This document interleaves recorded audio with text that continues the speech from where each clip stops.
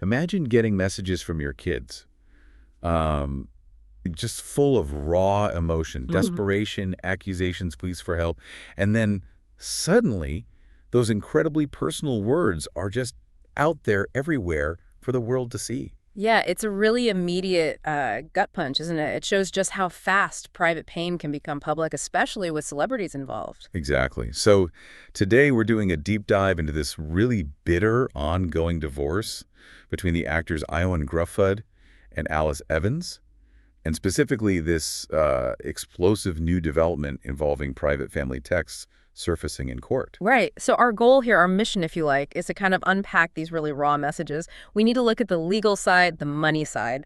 And the two completely different stories coming from each side. Definitely. And try to understand what it all means, especially, for their two daughters who are really caught in the middle of this. And to do this, we're pulling from, well, quite a few places. There's a recent Daily Mail piece, court documents themselves, other detailed reports. Yeah. So we're trying to get that multifaceted view. It's a family crisis playing out very, very publicly. Okay, so let's start with the latest bombshell.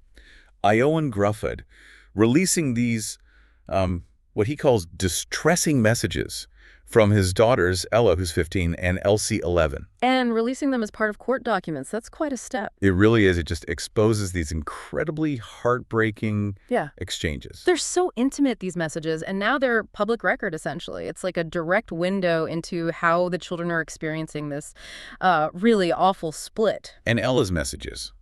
Some of them sound quite desperate. She's pleading for money for housing, right? She mentions finding places under $4,000. And that deadline, 17 days before eviction, it really paints a picture of, well, potential homelessness, urgency. Yeah, intense urgency. And her accusations against her father are just, wow. She says, Mommy works very hard and also looks after us 20/47. You are avoiding the issue, which is that you don't want to work. And then it's not Mommy's fault, it's yours. You left us and now you can't provide for us. I mean, that's incredibly direct from a teenager. So direct. And the criticisms keep coming. You need to get a job, Daddy. Looking after your girlfriend is not a job. Yeah. She calls him a father who's abandoned his kids, doesn't see them, doesn't even send Christmas presents, calls it pathetic. In that ending, Tiagas, if there is enough money for us never to become homeless, then why aren't you helping us out? You hate Mommy more than you love us. That's just incredibly painful to read. It really is. Such a powerful emotional plea. And then you have her younger sister, Elsie, who's only 11. Her messages are sharp, too. She tells him, don't talk down to me and don't talk us about Mommy. She even brings up the legality of it, saying, remember, that is illegal in the courts to say me bad things about her to us, but you always do it. Yeah, showing this awareness of the court situation. And her loyalty to Alice is just fierce. If you think me and Ella would ever come and live with you and Bianca, you are crazy. Whoa. And thinking about everything you say about Mommy makes us both sick. She is the nicest, kindest, most beautiful person in the world, and you just want to break her and us. Well, it's incredibly strong language. Incredibly strong. And then that final plea from Elsie. Right. We need to find a home, Dad. This is real. How will you feel when you remember what you did to your children and their mom? And she mentions her friends being worried, trying to help, but not you. It's just brutal to read those words, isn't it? It really is. It underscores the depth of the pain here. And beyond just these messages Ioan released, there are apparently other texts swirling around too. Like Ioan accusing Ella of hacking his Instagram. Yes, that's been reported. And Alice Evans apparently framing things differently, suggesting Gruffudd texted Ella something that showed him prioritizing his new partner over his daughter's distress. And wasn't there one specific alleged text from Gruffudd to Ella? Something quite harsh? Reportedly, yes. Something like, you are a disgrace. You have a nasty, nasty character flaw. You need help, which is just, yeah. And Ella apparently shot back with something like, Daddy, this is not a good way to talk to me. I am not on your side or Mummy's side. I am on my side. Which, is quite a powerful statement from a teenager caught in that crossfire. I am on my side. It highlights just how broken the communication is. So the big question then is why? Why would Ioan Gruffudd make these incredibly private, painful messages public? What's the strategy there, legally or otherwise? Well, his stated reason, the official line, is that he's trying to counter what he calls Alice's false and manufactured claim of a financial crisis. He seems to believe she's orchestrating this situation, using the kid's distress to manipulate him financially. So it's a defensive move, in his view. It seems so. But putting these texts into court documents, making them public, It's a massive gamble, isn't it? In terms of public perception, yes, he's trying to reframe the narrative, show his side, his evidence, but the risk. The risk is the damage to his relationship with his daughters, surely. Exactly. The potential long-term impact on them and on their connection with him, it's huge. You have to weigh that against any perceived legal or PR advantage. Okay, to really get this, we need to rewind a bit. This whole thing kicked off publicly, at least, back in January 2021. Ioan leaves Alice after 14 years. And Alice announces it almost immediately on Twitter. Well, X now claiming he just told her he no longer loves me. Very sudden, very public. Then fast forward to October 2021, Ioan goes public with his new relationship with Bianca Wallace. Right, who he met while filming the show Harrow, apparently, while still married to Alice. And now Ioan and Bianca are expecting a baby together, so that adds another layer. And things escalated legally pretty quickly, too. February 2022, Ioan gets that 3-year domestic violence restraining order against Alice. Yeah, that was significant. It covered Bianca Wallace, too. And it cited Alice's numerous social media posts and texts, some allegedly threatening.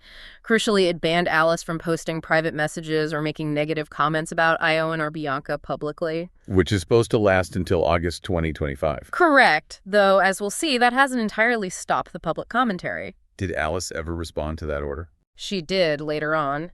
She sort of acknowledged her reaction, saying something like, I was acting out of emotional anguish caused by the unexpected end of our marriage and Ioan's rather quick public announcement of a new romantic relationship, kind of explaining, if not excusing, her behavior. Right, the pain spilling over publicly.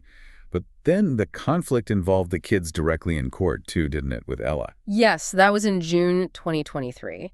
Ella, who was 13 then, tried to get her own restraining order, but against Bianca Wallace, Ioan's partner. What happened there? It followed some kind of alleged incident and altercation at Ioan's house. Ella apparently admitted to throwing things milk, mustard, porridge. Okay. But the judge ultimately dismissed her application for the restraining order. Ioan's take on it, publicly at least, was that this behavior made it clear Ella is in urgent need of mental health care. Wow. So you have the parents with restraining orders and then a child attempting one, too. It's a lot. It really is. And threading through all of this is the issue of money, which Yeah. seems to be, a major driver of the public conflict, especially from Alice's side. Yeah, Alice Evans has consistently claimed she's in dire financial straits, right? Selling designer bags for essentials, needing support. Absolutely. She filed for significant spousal and child support. And remember, she even launched a public GoFundMe appeal at one point, saying she was facing homelessness.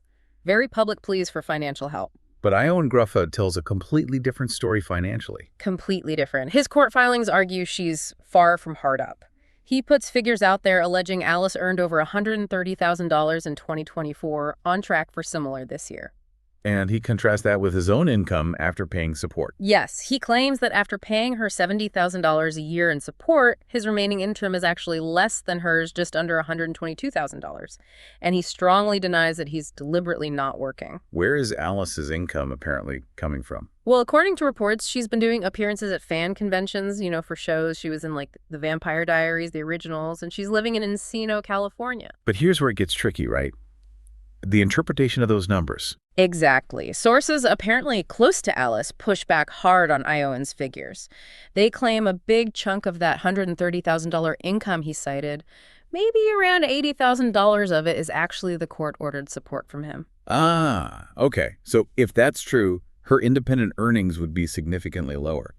That changes the picture dramatically. It really does. It highlights how contested even the basic financial facts are in this situation. And despite that restraining order banning public comments, Alice has still been posting about her situation. Yes. Quite recently on Instagram, she posted about, narrowly avoiding homelessness again, how she earned rent money by doing a fan convention in Paris. Right. And she framed it very much around her commitment to her kids. She wrote something like, I'm their only parent and only relative within 6,000 miles, so it's hard to go away, but I did it. And I earned the money for next month's rent. And then life crises make you fight, and I'm fighting. I will be there for my kids until the day I die. Still very much positioning herself as the struggling, fighting mother. So it really boils down to these two completely opposing realities being fought out in public. Absolutely. On one side, you have Alice's narrative, the scorned wife, the protective mom, abandoned, financially squeezed, silenced, using social media as her only weapon against perceived abuse. And on the other side. Ioan's narrative. He's the victim of relentless harassment, defamation from a volatile ex. The divorce was necessary self-preservation from a toxic marriage. Now he's just trying to protect himself, his new partner, and crucially, his relationship with his daughters from what he sees as Alice's attacks and parental alienation. And he sees those texts from the girls as proof of that alienation. That seems to be exactly how he's framing it, that they are evidence of Alice manipulating the children against him. And this is all heading towards another court date soon. Yes, August 2nd. Okay. There is a hearing where Ioan is seeking to make the ban on Alice talking about him or contacting him or Bianca permanent. And he's alleging, get this, 5,000 breaches of the current restraining order. 5,000, that's an Yeah. astonishing number. Yeah, it is. It shows the sheer volume of communication or alleged breaches that have been logged. It speaks to the intensity of this ongoing conflict. When you step back and look at everything we've just unpacked, Yeah. the texts, the restraining orders, the money claims, the he said, she said, it's just staggering how a private family breakdown can be so utterly exposed. It really is. Social media, court filings, they become the battleground. And in this case, maybe more than others recently, really throws into sharp relief the pressures on famous people going through divorce. Yeah. Every single detail can become ammunition, a public exhibit. So, thinking about this whole deep dive, what's the final thought for you, the listener? It's really seeing how personal pain, personal grievances can just explode into these huge public spectacles now. Yeah, facilitated by the digital age, by the ease of sharing, by the nature of court filings becoming public. And it forces you to ask about the collateral damage, doesn't it? Especially when kids' voices, even if one side claims they're being influenced, become part of that public narrative. Where do you even draw the line between wanting public accountability, maybe, and protecting intensely private anguish? It's such a tough question. What are the long-term consequences when that line gets so incredibly blurred as it clearly has here? This case doesn't give easy answers, but it certainly makes you think about those boundaries.